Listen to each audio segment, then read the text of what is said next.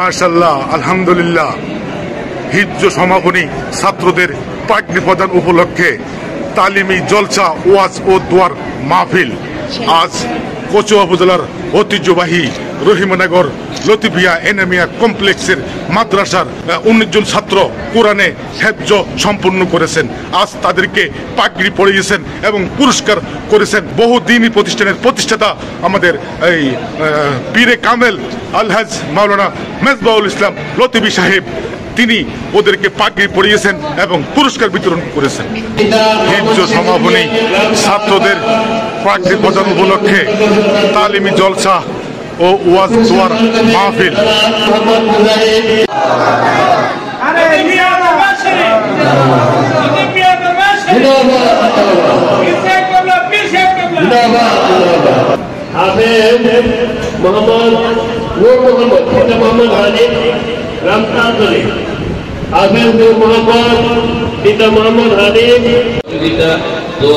সব সময় আছে।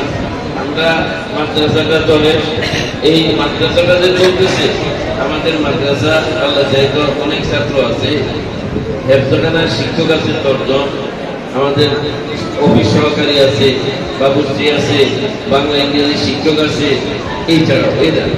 কিন্তু এই যে প্রতিষ্ঠানটা চলতেছে একটা ব্যয়বহুল প্রতিষ্ঠান। আল্লাহ যেহেতু আমরা 3 তালাটা রাখছি গরিব এতিমদের জন্য, সেখানে ফ্রি আর হাফ, আর উপরের গুলো যদিও আমরা টাকা, কিন্তু আসলে ফুল টাকা দেন না, সংখ্যা খুব কম।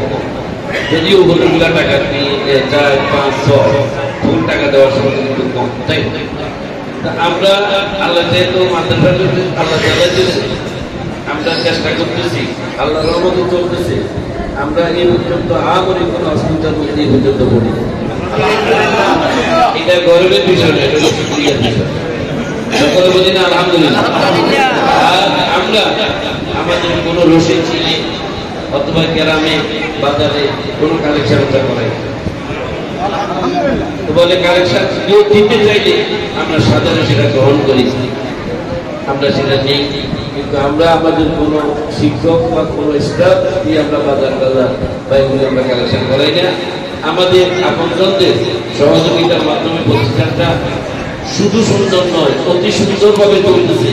প্রতিষ্ঠানের এত বছর হইল আমরা কোনোদিন এই পর্যন্ত এমন অসুবিধায় পড়ি নাই যে আর চালানো সম্ভব হচ্ছে না। আল্লাহ এরকম কথা বলার মতো অবস্থা আমাদেরকে করেন নাই, বরং আমরা এখনো ভালো অবস্থানে আছি আলহামদুলিল্লাহ।